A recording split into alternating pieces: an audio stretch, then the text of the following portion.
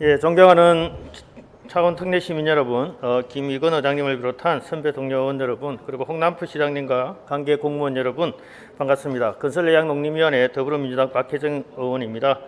저는 오늘 시정지를 통해 창원시 재난안전상황실 운영을 점검하고 최근 언론을 통해 의혹이 제기되고 있는 창원시 생활폐기물 재활용 단지 민간위탁 용역 과정에서 부정이나 탈법이 없었는지를 짚어보고자 합니다. 먼저 하종목 제1부시장님 나와주십시오.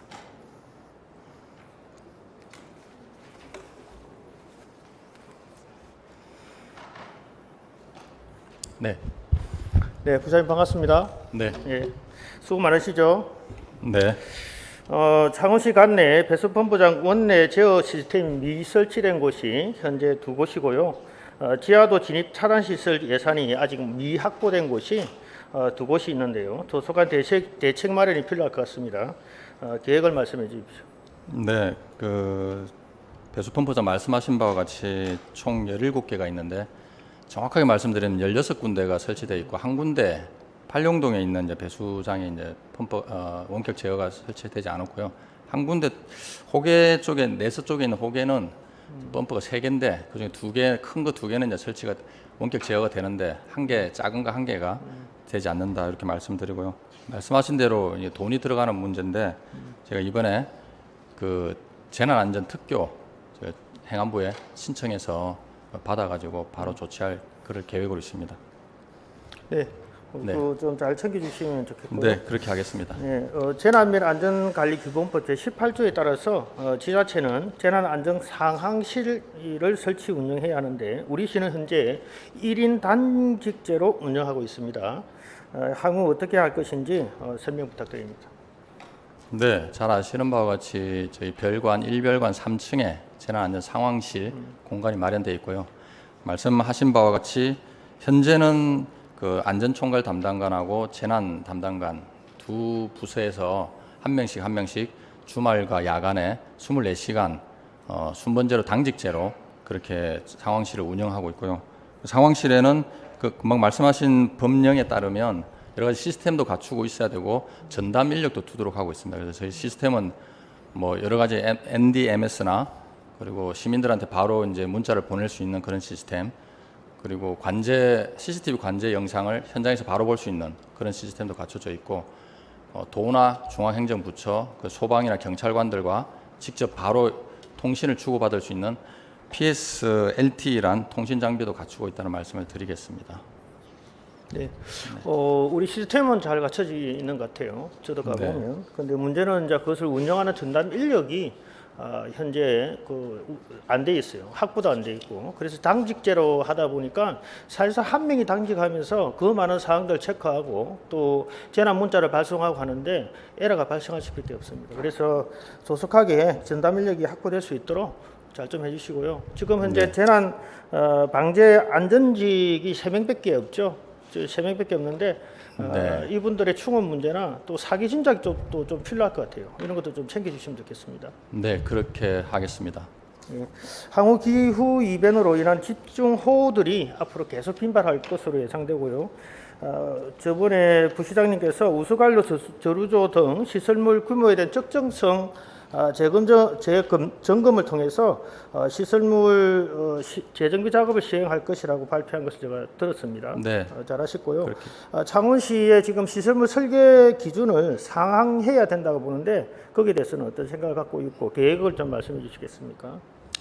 네, 지금 뭐 저희가 뭐 하천은 100년 그리고 뭐 30년 또는 50년 그 하수나 우류 저류 시설은 이렇게 지금 빈도로 지금 시설이 갖춰져 있는데 말씀하신 대로 뭐 최근 카눈도 그랬고 뭐 인근 국가에서도 홍콩이나 이런 데서도 기상 이변으로 어마어마한 지금 폭우가 쏟아지고 있습니다. 그 대비해서 저희도 이런 그 설계 기준을 상향해야 된다는 데는 깊이 공감을 하고 있고요. 다만 이제 그렇게 상향하게 되면 그만큼 또 재정이 또 수반되는 문제이기 때문에 국도비 지원되는 부분에 있어서 관련 부처, 행안부나 환경부 이런 데 협의해가지고 가능한 범위 내에서 최대한 그 설계 기준을 상향시킬 수 있도록 노력하겠습니다. 네, 그런 게 우리 부시장님 역할이시잖아요. 네, 그렇습니다. 중앙부처 예산 좀 확보할 수 있도록 역할해 주시기 부탁드리겠습니다. 네.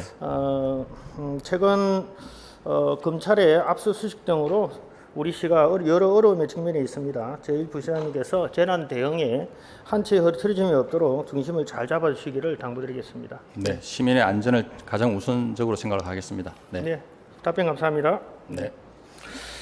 네, 다음으로 조성환 기후환경국장님 나와주십시오.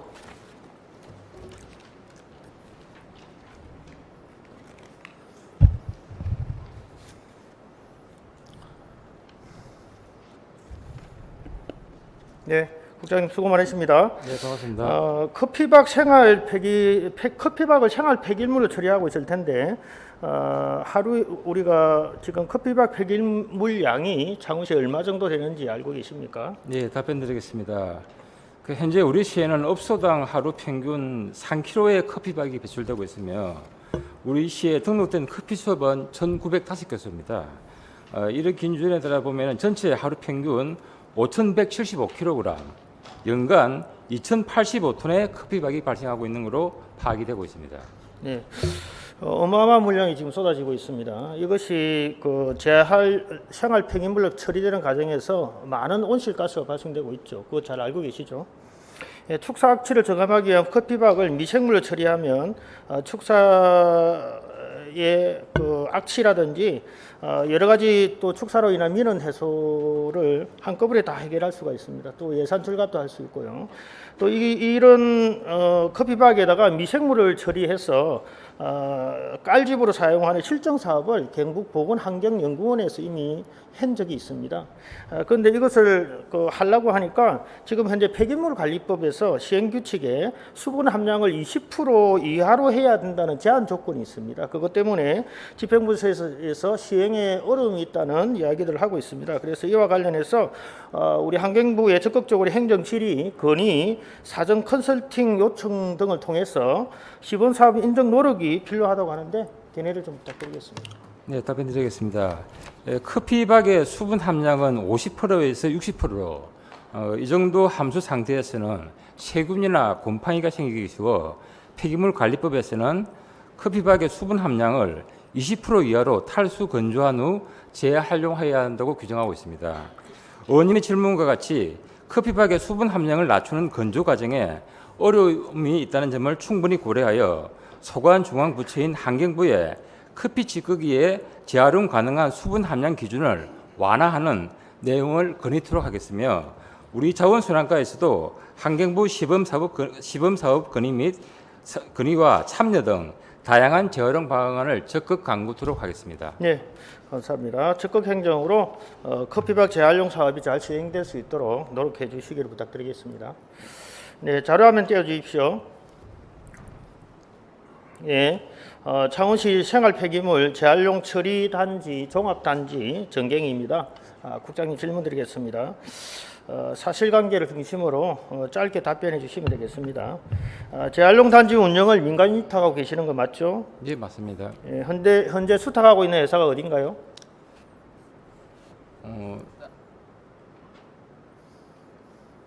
두 군데죠? 그러니까 컨소시엄 행태를 지금 하고 있죠. 예. 현재 단지 시설물 중에 음식 쓰레기 처리 설비는 건식으로 되어 있죠. 네, 네, 건식으로 설비가 되어 있죠. 네. 건식으로 시설물이 설치되어 있습니다. 그래서 건식 처리는 입찰 자격의 기본이 되는 것입니다. 맞죠? 네, 맞습니다. 자료화면 띄워주십시오. 네, 자료화면은 지난 입찰 과정을 쭉 도표로 정리한 것인데요. 지난 1월 13일 민간위탁관리 용역 설계서를 창원시장이 결재를 득하고 1월 17일 날 일상감사까지 받아서 입찰 공고를 진행하였습니다. 그런데 공고기간 마지막 날인 3월 2일 감사관실에서 입찰 취소 공고를 지시합니다. 이에 집행부서는 3월 2일 19시경에 입찰 공고를 전격 취소시키고 3월 6일 입찰 자격과 평가 기준을 전면 완화시킨 채로 재공고를 하게 됩니다. 특히 3월 6일 재입찰 공고에서는 평가 기준을 대폭적으로 완화한 상태로 다시 공고가 되었는데요. 자, 이것은 우리 집행부서에서 자체적으로 판단해서 시행한 것인가요? 네, 맞습니다. 자체적으로? 네, 맞습니다. 예, 평가 기준 중에서 몇 가지만 제가 질문 드리겠습니다.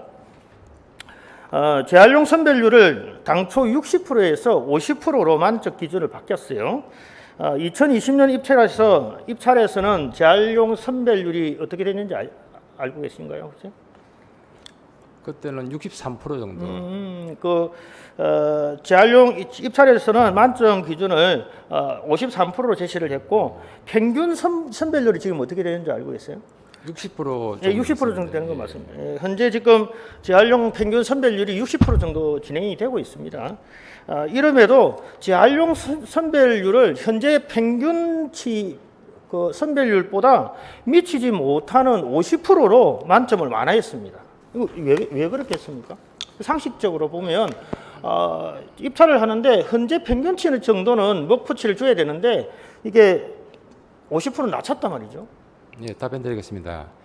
저희 지금 재활용 단지의 그 장비와 모든 인력의 투입에 대해서 재활용률이 지금 60%를 상회를 하고 있는데, 근데 이것을 운영하는 저희들이 업체를 선정하는 기준은 그러니까 그 정도의 이제 시설을 운영한 업체를 이제 모집을 했습니다. 근데 그러한 이제 60% 넘는 그 정도의 경험을 가진 업체는 사실상 이제 전국에 많이 없습니다. 우리 창원 재활용 단지가 전국에서도 큰 규모를 자랑하기 때문에 이 정도 규모의 시설을 운영하는 업체가 너무 작기 때문에 저희 시에서 판단했을 때는 이것은 너무 이제 이렇게 하면은 들어올 수 있는 업체가 너무 한정될 수밖에 없다. 그래서 진입 장벽을 좀 낮추자. 50% 정도만 한다, 50% 정도만 한 경험 있는 업체라도 시설은 그대로 있기 때문에 그분들이 충분히 운영할 수 있다고 판단했기 때문에 그렇게 하게 된 상황입니다. 네, 알겠습니다. 지금 60% 평균치가 노는데도 50% 낮췄다. 네, 그거는 뭐 사실이고요. 보유 병력자 기준도 2년에서 1년으로 또 낮췄어요. 그다음에 재활용 물량 하루 처리 물량도 35톤에서 20톤으로 낮췄어요. 자, 이런 식으로 해서 전체적으로 다 완화를 시켰어요. 국장님, 제가 질문 드립니다. 이번에 입찰된 결과를 보면 딱 그렇게 나오는 거예요. 혹시 특정 업체 입찰 참여를 염두에 두고 이 모든 조건들을 완화시킨 거 아니에요? 그런데 특정 업체를 만약에 참여를 둔다 그러면은 진입 장벽을 낮출 필요가 없습니다. 우리가 만약에 특정 업체를 둔다 그러면은 진입 장벽을 높인다든지 새로운 사항을 추가를 해가지고 그 업체만 들어올 수 있는 것을 찾아내지, 진입 장벽을 완화한다는 것은 의원님께서 방금 말씀하신 거하고 저는 맞지 않다고 생각합니다. 하여튼 뭐 이상한 논리를 하시는데 일단 알겠습니다. 자, 그 평가 기준을 전면적으로 변경한 것은 입찰 공고에서 중요한 내용이라고 봅니다. 예, 지금 건식 입찰이 우리 설비가 건식밖에 안 돼 있어요. 그런데 건식 처리 방식을 없앴어요. 자, 이렇게 되면 또 평가 기준표를 다 완화시켰어요. 그러면 당연히 계약 심사를 다시 해야 된다고 보는데 여기에 대해서는 어떻게 생각하세요? 네, 의원님 질의에 답변드리겠습니다. 평가 배점 변경 관계는 저희들이 찾아보니까 지방계약법 32조에서 규정한 계약 심의 대상에 포함이 되지 않습니다. 그래서 계약 심사를 하지 않았습니다. 재심사를 하지 않았습니다. 안 한다고요? 네. 네, 좋아요. 예. 자, 자료화면 좀 떼어주세요. 예, 당초 입찰 설계서에는 입찰 방식을 단독 도급으로 되어 있습니다. 단독 도급으로 1차 설계서를 작성을 했고 이 방식으로 감사관의 일상 감사까지 다 완료를 했습니다. 그리고 당초 입찰 설계서에 보면 재활용 단지 운영은 단독 회사가 운영하는 것이 적합하다는 내용으로 아주 상세한 설명까지 곁들이고 있습니다. 자, 이것으로 시장의 결재와 일상 감사까지 받았는데도 불구하고 이게 단독 도급이 아니라 공동 도급으로 바뀌게 됩니다. 그 과정을 한번 설명해 주시겠습니까? 당초에는 단독으로 그래 했다가 저희들이 이제 나라 장터에 우리가 입찰 제안서를 올리기 전에 이제 의견을 받는 경우가 있습니다. 경우가 아니라 반드시 의견을 받아야 됩니다. 그 의견을 받는 과정이 있어가지고 단독 입찰은 너무하다. 그래서 그게 한 10건 정도가 이제 공동 도급으로 바꿔달라는 어떤 이의 제기가 있었습니다.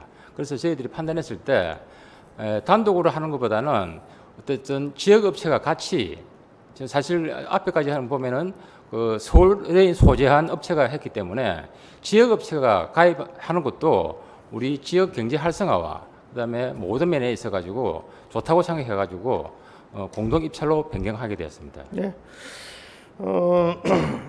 지금 재활용단지 운영 같은 경우는 공동으로 운영하는 것보다 단독 업체가 운영하는 것이 효율적이고 여러 가지 측면에서 더 뛰어나다는 것이 증명됐기 때문에 당초의 입찰 설계서에서 담당가에서 그걸 계속 강조를 했어요. 그리고 전국적인 현황을 봐도 단독으로 수급하는 게 일반적인 현상으로 되어 있습니다. 예, 그거는 지금 우리가 처음에 설계서에도 그 내용들이 잘 녹아 있으니까 보시면 되겠고, 그리고 사전 규격 공고에서 댓글을 통한 요구 사항을 반영했다고 하는데 우리 지역 업체들의 요구는 이미 이전부터 계속 있어 왔어요. 공동 도급해달라는 요구는 있어 왔습니다. 그런데 왜 안 해주냐면 그 말씀하셨지만 전국에서도 몇 번째 가는 엄청난 재활용단지의 운영을 맡기기로는 공동으로 하면 너무 복잡해지니까 단독이 맞다 해가지고 계속 단독으로 갔던 거예요. 자, 결국 공동 도급을 폐지했다가 공동 참여에 가산점을 부여하고 시설 전 자체가 건식으로 되어 있었음에도 건식을 삭제하고 그것도 입찰 공고 마지막 날에 무슨 작전이라도 하듯이 입찰 공고를 전격 취소하고 모든 자격을 완화한 상태로 입찰을 다시 공고하였습니다. 결국 이렇게 해서 특정 업체가 35% 지분으로 공동 참여하는 구조를 만들어 준 것인데 이러니 지금 언론에서 계속 의혹을 제기하고 있고 시민들도 냄새가 나네 이렇게 하고 있는 거 아니겠습니까? 자, 이렇게 비상식적인 입찰 과정이 일사천리로 진행될 수 있었던 것은 결국 업체의 로비나 윗선의 지시가 있었다고 생각하는데 국장님 답변해 주십시오. 네, 답변 드리겠습니다. 이번 입찰 과정은 저희 해당 부서와 감사관실이 업무 연찬을 통해서 보다 많은 업체가 입찰에 참여할 수 있는 기회를 확대하고 업체 간 공정한 경쟁을 유도해 우수한 기업을 선정하고 예산 절감을 하고자 했을 뿐 입찰의 모든 절차에 있어서 위법 사항은 없었음을 설명드립니다. 네, 알겠습니다. 수고 많았으면 들어가셔도 되겠습니다. 네. 예, 신병철 감사관님 나와 주십시오.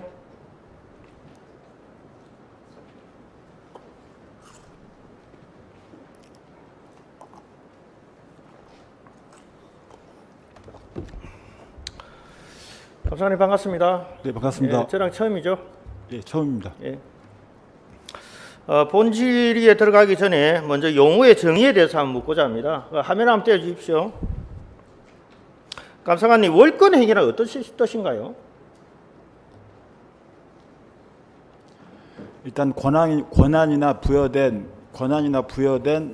조건이나 이런 것을 남용한 그런 행위가 되겠습니다. 예. 자기 권한 밖의 일을 관여해서 남의 직권을 침범하는 일을 월권 행위로 되어 있더라고요. 그 사전을 찾아보니까. 예, 맞습니다. 자, 그다음 하면 자, 직권 남용은 또 어떻게 되는 건가요? 공무원이 본인에게 부여된 권한 밖에 위력을 행사해서 권한 밖의 일을 지시하거나 하는 그런 행위가 되겠습니다. 네. 월권이나 직권 남용은 같은 의미겠네요. 네, 맞습니다. 네.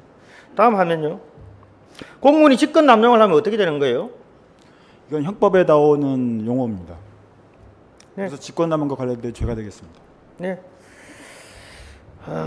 정확하게 답변해 주셔서 감사드리고요. 본 질의에 들어가겠습니다. 사설관계를 중심으로 질의 내용에 대해서 간단하게 답변해 주시면 좋겠습니다. 지난 1월 17일 날 담당 부서의 용역 일상 감사 및 계약 심사 요청에 대해서 1월 20일 감사관이 의견서를 보냈죠. 어떤 내용입니까? 예, 1월 20일 감사관실에서 보낸 내용은 총 4가지입니다. 첫 번째는 최근 개정된 규정이나 예규를 적용해서 업무를 처리할 것. 두 번째는 제안 요청서상의 평가 결과의 공개가 필요하다는 것이고, 세 번째는 2024년 노임 단가를 적용해서 이 사업비를 책정하고, 네 번째는 협상에 의한 계약 방식을 할 때 직예법 시행령 43조의 절차와 규정을 철저히 준수할 것, 이렇게 4가지를 통보했습니다. 네, 1월 26일 날 담당 부서에서 일상감사 의견에 대한 조치 결과 통보서를 보냈습니다. 어떤 내용이었습니까?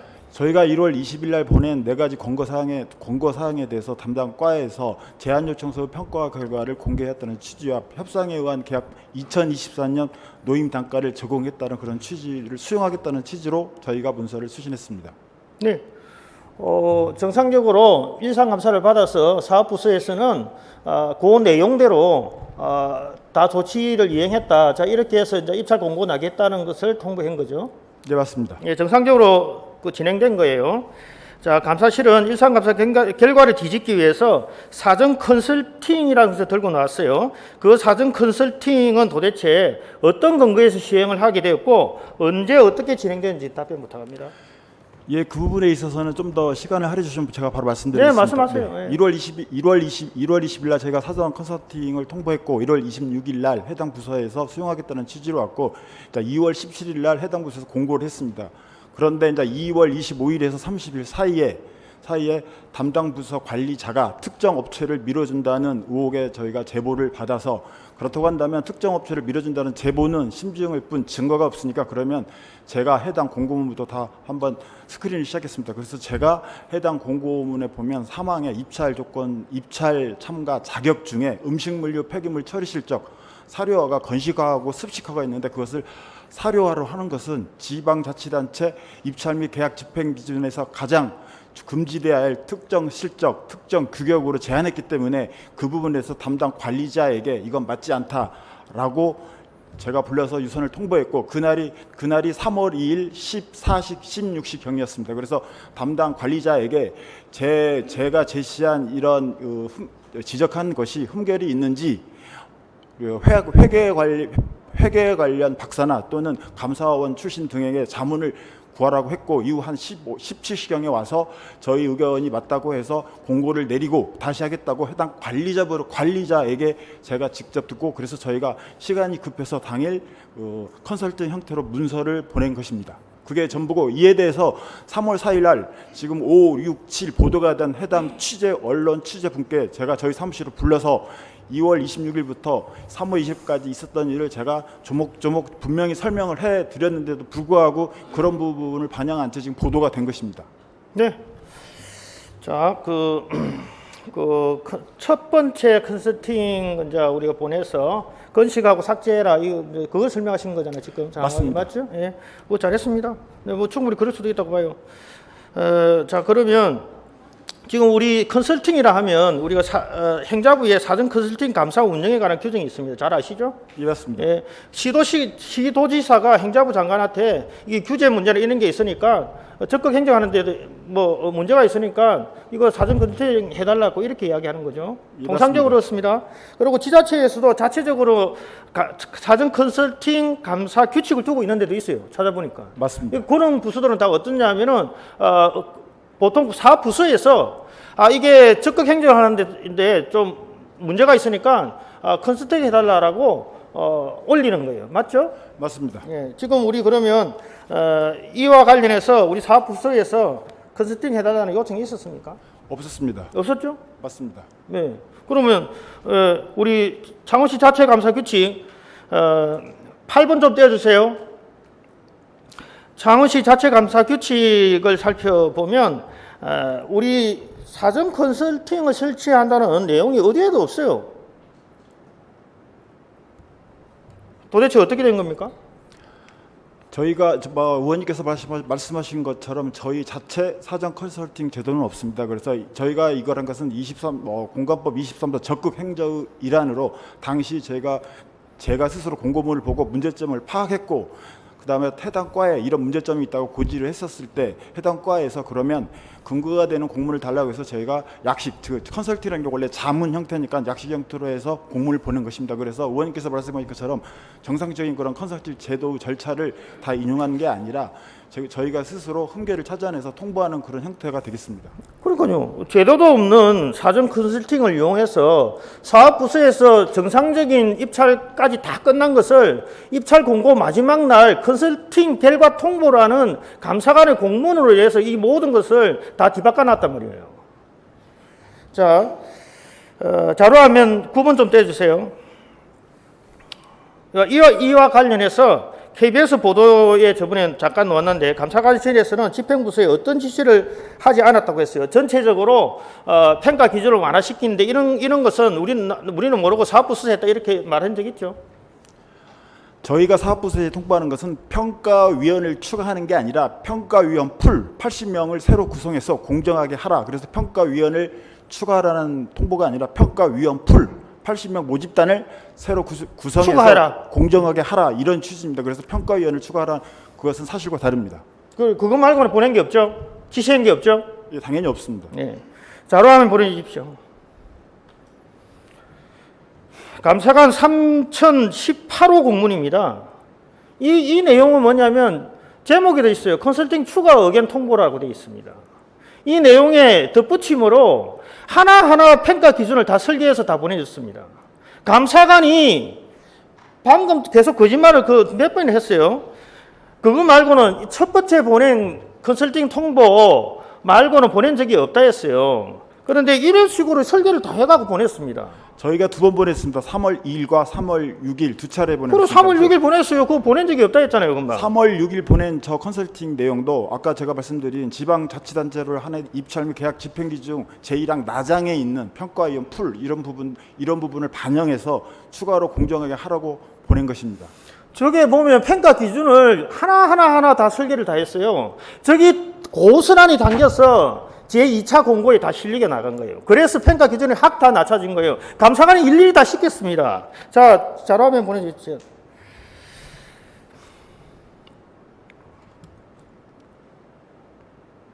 감사관님, 네, 어저께 한 말 맞죠?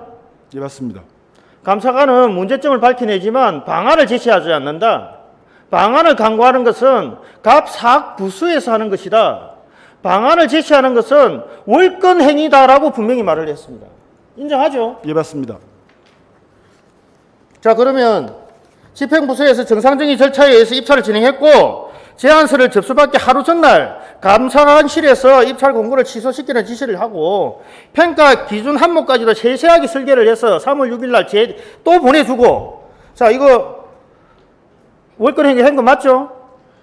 저 부분은 월권 행위가 아니라 저희가 월권 행위라고 하면 저희가 제도나 규정을 감사실에서 제정해서 줬다면 월권이 맞지만 저건 저희 감사관님이 어저께 어떤 이야기 했어요? 봐요. 방안을 제시하지 않는다 했습니다. 문제점을 밝히지만 이런 문제가 있으니까 다시 설계해라라고 한번 해봐라고는 할 수 있지만 설계를 왜 일일이 다 해줬어요? 그거는 방안을 제시한 거예요. 컨설팅이라는 것은 자문의 한 분야입니다. 그래서 그거는 우리 규정에도 없는 걸 스스로 한 거예요. 셀프 감사를 한 거예요. 셀프 감사. 됐습니다. 잠깐만. 지계법이나 국회법의 가장 큰 취지는 용역 수행이 가능한 동종의 입찰 참가자를 많이 확보하는 게 그 법의 취지입니다. 그렇기 때문에 저희가 그 진입 장벽을 낮추는 게 공정하고 투명하다고 판단해서 통보한 것입니다. 자, 감사관님, 본인이 뭐 다 책임지겠다고 자꾸 말씀하시는데 저는 이 모든 것을 감사관이 스스로 했다고 생각하지 않아요. 예? 왜? 이거는 월권 행위인 걸 너무 잘 알기 때문에 이런 걸 하지 않았어요. 그래서 아까 또 거짓말을 했어요. 결국 위선의 지시가 있다고 봅니다. 어떻습니까? 위선의 지시가 있었어요? 없었습니까? 저 의원님 앞에서 말씀드린 것처럼 2월 말경에 부서 내부에서 특정 업체를 밀어준다는 그 제보가 있어서 제가 공고문을 직접 보게 됐고 그 다음에 이 공고문에 대한 문제점을 통보한 것입니다. 네. 그래서 그건 내부 네, 알았습니다. 이제 답변 그만하셔도 돼요. 들어가셔도 되겠습니다. 수고했습니다. 네, 조명래 제2부시장님 도와주십시오.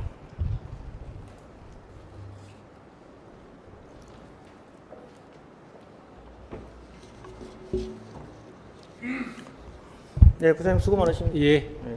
재활용단지 민간 위탁 용역 진행 과정은 어떻게 생각하십니까? 앞서 답변해 주신 우리 기후환경국장님이나 우리 감사관님의 답변을 아마 충분히 들으셨을 겁니다. 그 어떤 것보다도 투명하게 그리고 공정하게 입찰할 수 있도록 요건을 열어준 것으로 그렇게 생각합니다. 투명하게 공정하게 요건을 열어줬다라고 말씀하시면 이번에 업체가 제시한 낙찰가가 예정가에 99.5% 제시했습니다. 12쪽 좀 자료화면 12쪽 좀 해주세요. 99.5%를 제시했습니다. 그리고 이것은 경쟁을 유발하겠다는 당초의 의도하고는 완전히 맞지 않는 거예요. 협상으로 결국 95%로 낙찰을 했어요. 그런데 전년도 낙찰가가 얼마인지 혹시 아십니까? 85%인가? 84%였어요. 예, 약 85%. 84%에서 이 업체들은 우리는 단독으로 들어간다는 걸 이미 알고 겁도 없이 99.5%를 써냈습니다. 입찰하는 세계에서 이건 있을 수가 없는 일이에요. 마이너스를 받기 때문에 저렇게 써낼 수가 없어요. 자, 저희 부사장님이 이번 입찰 주관 부서를 소관하고 계시는 거 맞으시죠? 네. 이 과정에서 감사관실이나 담당 부서에 입찰 자격 요건을 완화시키라는 지시를 내린 적이 있습니까? 없습니까? 그런 적은 없습니다. 다만 우리 그 사전 규격을 공개한 날이 1월 27일입니다. 그때 사전 규격을 공개하고 난 이후에 1월 30일부터 2월 3일까지 약 13건의 아마 집중 민원이 아마 제기된 것 같습니다. 그동안 그 단독 운영을 하고 있었는데 공동으로 하게 해달라 뭐 기타 13건 내용이 있습니다.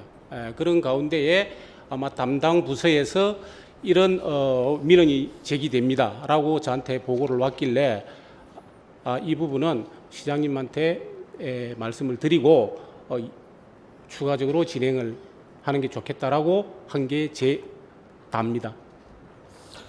우리가 통상적으로 그런 것은 미리 다 우리 사업부서에서 업체의 의견들을 다 수렴하고 다 알고 있는 거예요. 그런데 입찰 공고 마지막 날, 기간 마지막 날, 내일이면 입찰 제안을 받는 그 시간에 이걸 취소시키는 게 어디 있어요? 13명의 댓글 달렸다고 해서 이 어마어마한 입찰 공고를 취소시키고, 예? 입찰 제안서 받는 하루 전날 이런 법이 이거는 상식적이지 않습니까? 그 부분은 보니까 전 정부에서도 그런 일이 있었던 걸 확인했습니다. 그거는 그래서 예. 그 부분에 관해서는 아까 우리 저 감사관님이나 기후환경국장님이 충분히 그 과정을 다 설명을 드렸습니다. 저 부시장님 이런 예. 일은 저는 위선의 지시가 없이 감사관실이나 사업부서가 했다고 생각하지 않아요. 이 상식적인 것은 지금 예. 이 상식적인 거, 이 현장을 보고 있는 많은 시민들께서 판단하실 거라고 생각을 하고요. 손바닥으로 하늘을 가릴 수 없듯이 거짓이 우리 그 점에 관해서 짓을 가릴 말씀을 수는 드릴게요. 없어요. 지금 시장님이나 제가 우리 어떤 특정 업체를 입찰을 하는데 특별히 계약을 하는데 어떤 업체들 지시를 했거나 업체에 대해서 이야기를 한 적이 있으면 공개적으로 가져오십시오. 그래요? 예. 그 부시장님 그리고- 이번 입찰 묻는 말에 더 주십시오. 그 이번 입찰 선정된 컨소시엄 업체 특정 업체를 한번 만나셨죠? 만난 적이 없고 한번 예고 없이 찾아온 적은 있었습니다. 그래서 그걸 만났죠? 한 1, 2분 정도 봤을 겁니다. 예. 아니 한 5분 정도 만났다고 저는 알고 있는데 그렇게 또 답변하신 걸로 알고 있어요. 예, 그 부시장께서는 소관하고 있는 업무도 엄청 많으신데 이런 업자들이 찾아오면 만나서 차도 한 잔 드시고 이렇게 하시는 모양이에요. 수많은 민원들이 찾아옵니다. 민원들이 찾아오면은 예고 없이 사전에 예고 없이 찾아오는 경우가 있습니다. 그러면 1, 2분, 3, 4분 이내에서 잠깐 어떤 때는 부속실에서 그냥 나가다가 마주치기도 합니다. 그렇기 때문에 지금은 우리가 이제 도로 출입구에 사전에 협의 없이는 못 들어오게 되어 있습니다. 그러나 그 전에는 예고 없이 들어오는 사람들이 한둘이가 아니었습니다. 그런 류의 일부분에 불과합니다. 네. 비상식적이고 정상적이지 않은 입찰 과정이었습니다. 이거는 누구나 다 알 수 있는 것이고 이렇게 해서 공동 참여 형태로 수탁 운영사를 수탁 운영사에 포함된 업체는 35%의 지분을 확보하고 수익금 배분과 앞으로 실적을 챙길 수 있는 구조를 만들어 준 거죠. 자, 결국 이것은 모든 무리수를 두면서까지 입찰을 취소하고 조건을 변경한 이유는 바로 특정 업체를 참여시키기 위한 것이다라고 의심하지 않을 수가 없어요. 제가 추가로 말씀드려도 되겠습니까? 네. 지금 이 부분에 대해서는 제가 우리 담당 과장이 그 당시 한 3번 정도 보고를 한 것 같습니다. 마지막으로 보고한 게 집중 민원이 제기돼 가지고 이 문제가 있다. 그래서 그 부분은 우리 시장님하고 보고를 드려서 진행을 하는 게 좋겠다라고 하는 부분이었는데 그 이후에 이제 어느 업체가 되었는지는 사실 저는 최근에 알았습니다. 왜냐하면은 제가 절대 입찰이나 계약에 관여를 하지 않습니다. 그리고 지금 이게 이제 우리가 입찰을 완화했는데 결국에는 예전에 했던 업체가 단독으로 했습니다. 그러니까 주 업체가 서울에 있는 업체인데 예전 방식으로 한다 그러면은 실제 전국에서 우리가 이걸 시행할 수 있는 업체가 3군데밖에 없습니다. 전부 다 서울의 중앙에 있습니다. 그렇다면 지역 업체는 아예 참여가 불가합니다. 그래서 아마 그 부분이 제기를 됐던 것 같고요. 그렇기 때문에 실제적으로 이 주업체는 이 서울에 있는 주업체지 종업체가 아닙니다. 그런데 만약에 그럼에도 우리가 언론이나 기타 우리 저 담당 국장이나 담당 과장, 담당 팀장, 감사관까지도 계속 그 이야기를 했는데 똑같은 이야기를 반복한다는 소리는 반대로 그분들이 만약에 의혹을 제기하는 분들이 입찰에 참여해서 다면은 그 문제가 제기가 될 수가 있습니다. 자기들이 입찰에 참여도 하지도 않고 완화를 했는데도 그 이야기가 됩니까? 지금 시간이 없었어요. 네. 지금 우리 시장님한테 제가 물어볼 게 있어서 그럽니다. 수고하셨습니다. 들어가시면 네. 되겠습니다. 네, 시장님 나와주십시오.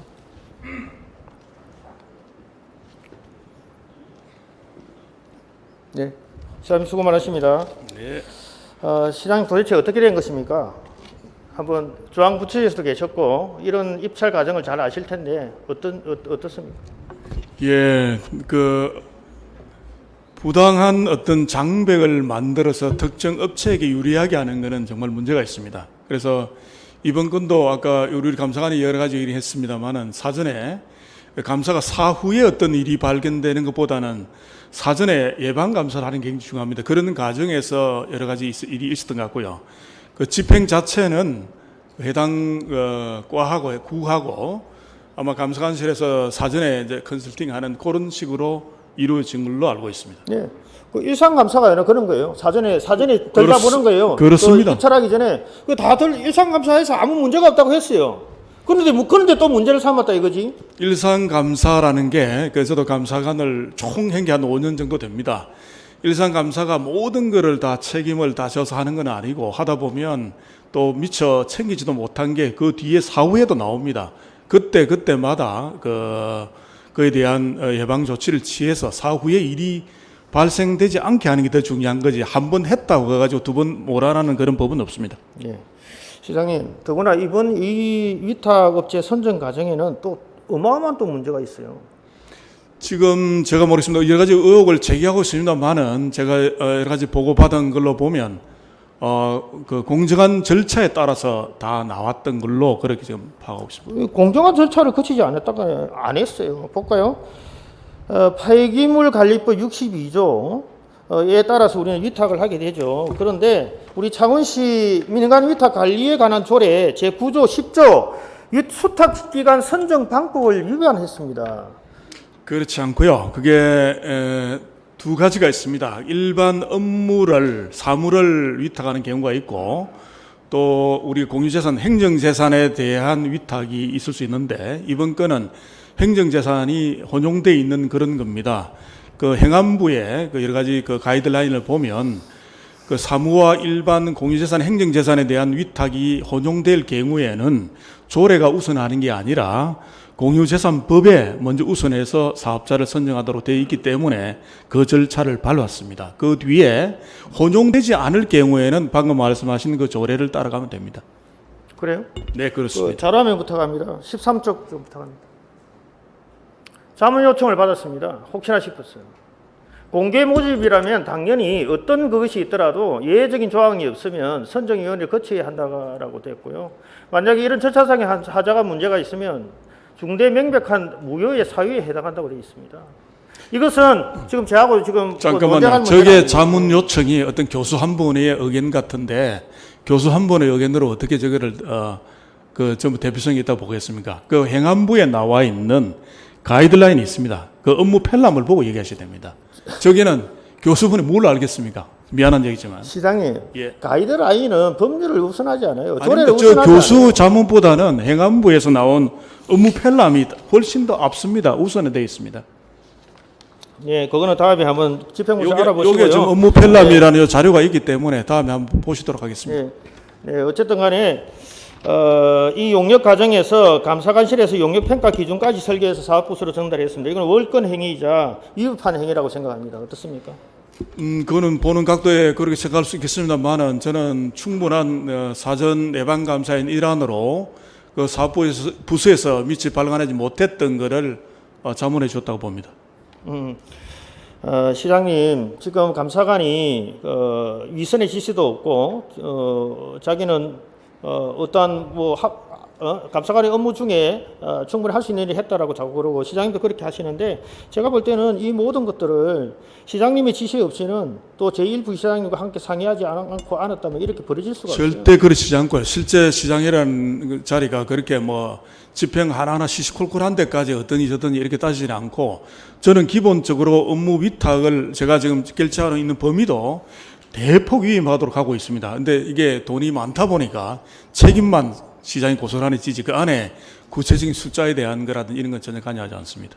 시장님, 제가 갖고 있는 이 공문에 보면은 시장님 결제가 다 들어가 있어요. 그러니까 결제 받으실 때 시장이 엄청 꼼꼼하게 본다고 공무원들한테 소문이 다 나가 있는데 이런 걸 주로 일일이 모르친다 하면 말이 안 집행 되는 쪽은 제가 크게 관여를 안 하고요.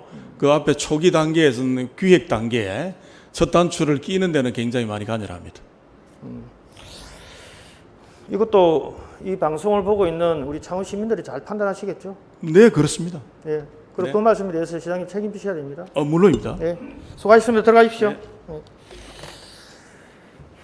존경하는 선배 동료 의원 여러분, 본 의원은 이번 시정지를 준비하면서 재활용 단지 입찰 과정 전반에서 사업 부서의 정상적인 업무 집행을 방해하고 특정 업체의 선정을 돕기 위해서 입찰 공고를 취소시키고 감사관실에서 평가 점수를 변경하는 등 감사관실의 월권 행위가 입찰 전 과정에서 나타나고 있습니다. 또한 민간위탁 사업에 있어서 수탁자의 선정 방법을 규정한 창원시 민간위탁 관리에 관한 조례를 위반하는 행위가 있었음을 확인할 수 있습니다. 이에 본 의원은 이번 사건이 시정 질의로 끝날 문제가 아니라고 생각합니다. 행정사무소 소를 통해서 철저히 진상을 가려야 한다고 생각을 합니다. 이번 사건 관련하여 여러 부분에 걸쳐 있는 일선의 공무원들이 겪어야 하는 고충을 생각하면 마음이 무겁습니다. 하지만 열심히 일하는 일선 공무원들의 정상적인 업무 행위를 방해하고 부당한 지시를 일삼는 이 같은 일들이 버젓이 진행된다면 깨끗한 공지, 청렴한 창원시의 미래는 없다라고 생각합니다. 늦다고 생각할 때가 가장 빠른 때라는 말이 있습니다. 이번 계기를 전화위 위복의 기회로 삼고 입찰 과정의 모든 의혹을 밝히기 위해서는 행정사무조사가 반드시 필요하다는 것을 거듭 말씀드리겠습니다. 시정질의를 준비하면서 서면 요청 서류를 보고 집행부서에 질문하는 도저히 다 받을 수가 없었습니다. 행정사무조사 꼭 필요하다는 말씀 드리면서 시정질의 마치겠습니다. 감사합니다.